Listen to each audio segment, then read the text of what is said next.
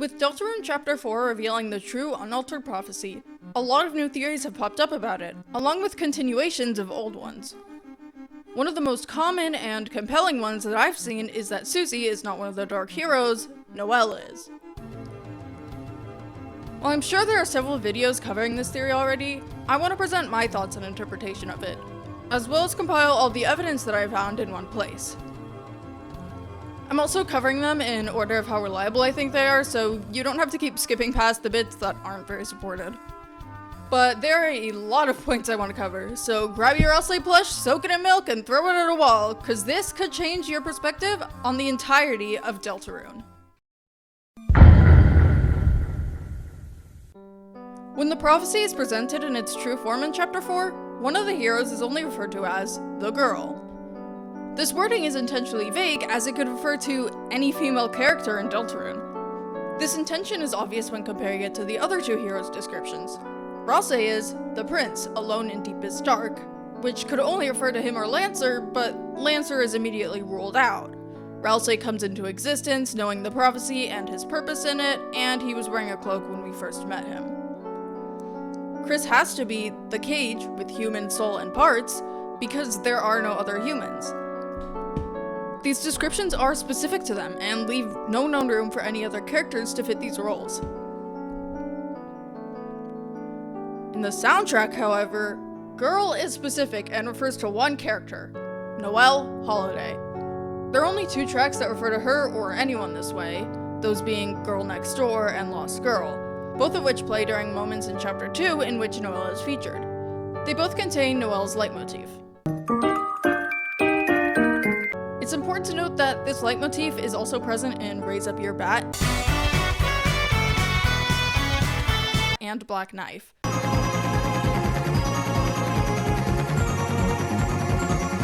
So it's not always associated with Noelle, but it mostly is because it's associated with her family, and Raise Up Your Bat is Des, and the night is either Des or Carol, but we're gonna get into that later. Noelle is never referred to by name in the soundtrack. She's always called Girl, which is a clear tie to her role in the prophecy. She's present the first times that Girl Next Door and Lost Girl play, but neither song contains her leitmotif. When you take into account that Susie is never referred to as Girl in the soundtrack and that Noelle always is, the intention behind the wording in the prophecy becomes a lot more targeted than before.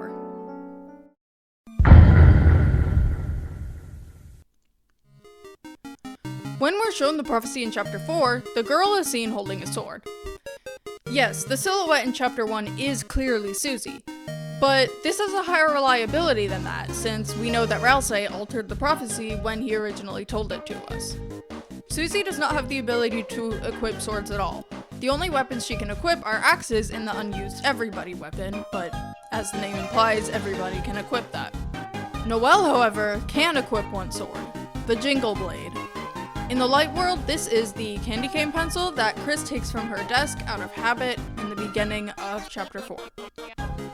It makes sense that she can equip this since it came from her room, but it is the only weapon from one character's specialty that can be equipped on another character. Susie is the only one who can equip axes, Ralsei is the only one who can equip scarves, Noelle is the only one who can equip rings, and Chris is the only one who can equip swords. But they're not. Noelle equipping the Jingle Blade breaks that pattern, and this deviation is a clear allusion to her role as the second Dark Hero. It's basically circling itself in bright red with like 5 arrows pointing to it. Also in Chapter 4, Ralsei notes that the girl in the prophecy is supposed to be the one who can equip ribbons, but Susie is actually the only one who can't. Ralsei, Chris, and Noelle can all equip ribbons, but Chris is non-binary and Ralsei is a boy, as far as we know. So Noelle is the only real option. I know I'm being picky with which of Ralsei's lines we can rely on, but at this point we're seeing the real prophecy for ourselves, so there's no reason for him to lie about it. Okay, before you say anything, yes, I know that the entire prophecy is in all caps, but this game was made for people who already played Undertale. It would feel too obvious if it was the only word in caps and Gerson showed up for like 2 seconds to explain that it means level of violence before disintegrating again. This section also relies on and or supports the idea that the weird root is the true prophecy or last prophecy or whatever, so keep that in mind. By choosing the actions that lead to the weird root, love finds its way to Noelle. It's not as if she willingly obtains it or searches it out, it finds her, not the other way around. It's almost forced upon her by the player since they would be the one to make her take violent actions. I don't think Noelle would kill enemies unless she absolutely had to. She gets startled and confused in the first battle with Viro-Kun, and whether or not you play the weird route, she does what the player tells her to rather than immediately attacking. Which Susie does the opposite of. She starts off only fighting throughout most of the first chapter, no matter what the player and Ralsei tell her to do. If love is the same acronym as it is in Undertale, which it likely is, it wouldn't make sense for Susie to be the girl at all. Love wouldn't find its way to her because she chose to fight the second she got into the first Dark World. If anything, she gradually loses her level of violence because she acts and heals more as the chapters go on. If you do want to interpret it as literal romantic love though, then this entire piece of evidence is null and void since it would apply to both of them the same. The wording of this line implies that there was a large gap of time between the first two heroes joining the party and the girl joining the party. If the girl was the third hero mentioned in the prophecy, you could brush this off as it just being about her being the last mentioned, but it specifically states that she's the second hero. So this line can't simply be about the order they're mentioned, it has to be about chronological order, and there has to be a gap in time. It could definitely be argued that this still applies to Susie, as she didn't fully join the party throughout most of chapter 1, but I feel like the wording of "at last" implies a longer stretch of time, and chapter 1 only takes place over one day.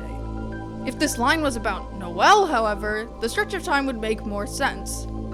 As of the end of chapter 4, she hasn't fully joined the party. There was the truce in chapter 2, but that was only temporary. If Noelle does fully join the party later on, which she likely will because of her ability to equip swords and the fact that Chris has the Jingle Blade, which is only obtainable in chapter 4, this could be referring to her. This is a smaller bit of evidence though, and mostly relies on theorizing about future chapters and unreleased content.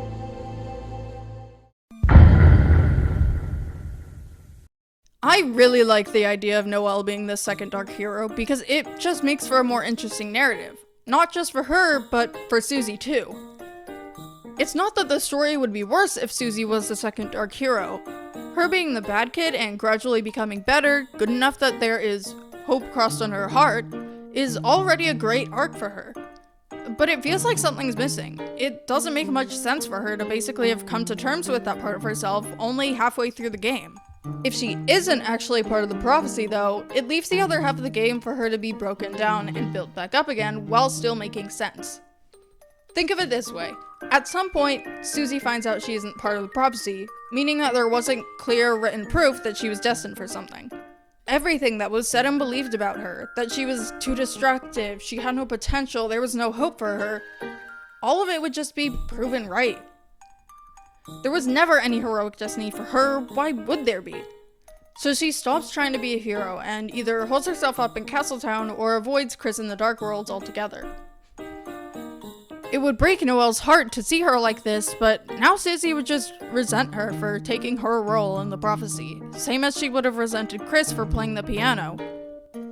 She would come back from this, of course, but it would take her a while. She'd hate Ralsei for keeping this from her, whether or not he actually knew, and probably think that Chris was involved in it too. I don't see Toby giving us a dialogue option to explain Chris's point of view here. I know he only worked on the soundtrack for Pokemon Scarlet and Violet, but I can't stop thinking about Kieran and Ogerpon. And it's not like Chris could explain it themselves without, ripping their soul out. Susie would refuse help from any of them, refuse that they do actually believe in her, and she would isolate herself. But she would realize over time that she doesn't need anyone to believe in her.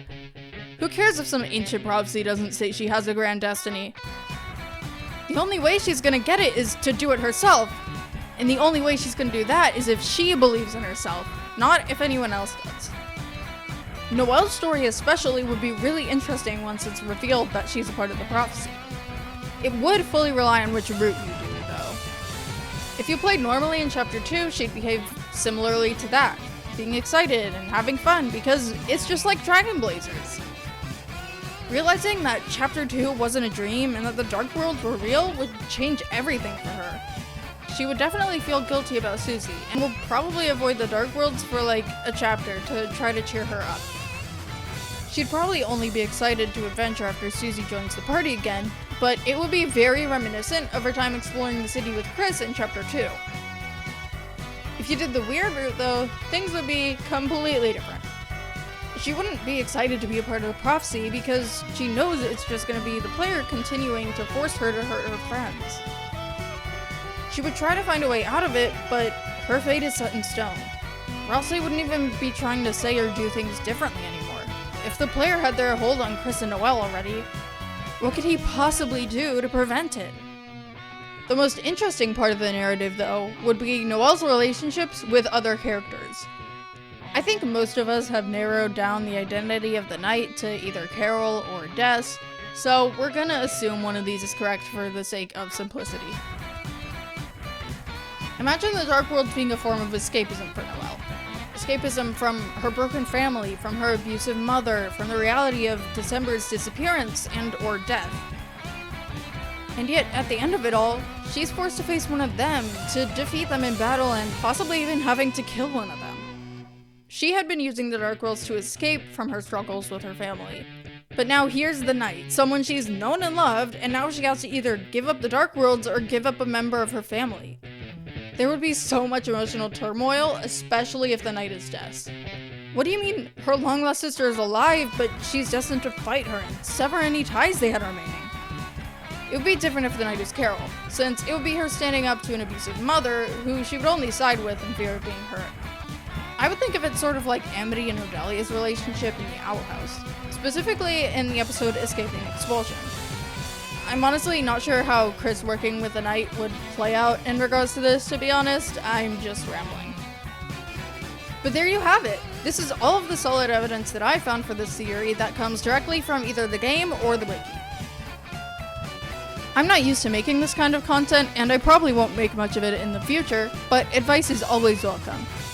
If there's evidence for this theory that I missed, feel free to comment it below. I'd love to hear your guys' thoughts. Thank you for watching! Side note, I wanted to include the Hope Crossed in Her Heart line in this somehow, but when I was brainstorming, all I could think of was how some of the player's soul is probably in Noelle on the weird route. I also wrote that it could be friend inside